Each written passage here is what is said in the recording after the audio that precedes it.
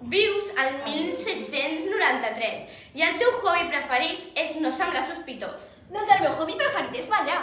I el meu el bàsquet. Noies, no estem parlant dels vostres hobbies preferits. Estem parlant de l'època del terror de Robespierre. L'època del terror va ser una època governada per Maximilien Robespierre.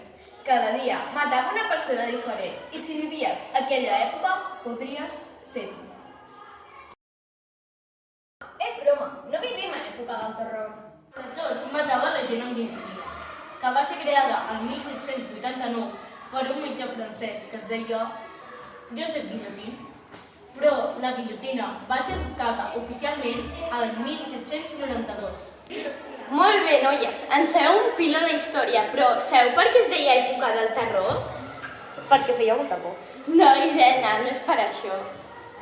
Valia, continua. Irene, para de fer bromes que no fan gràcia. Va, vinga, ara sí dic. Era perquè hi havia molta agressió física i en Robespierre no tenia pietat. Quina por! Però, nenes, no us enrotlleu, que encara falta el més divertit, el paseo de modelos! Mira!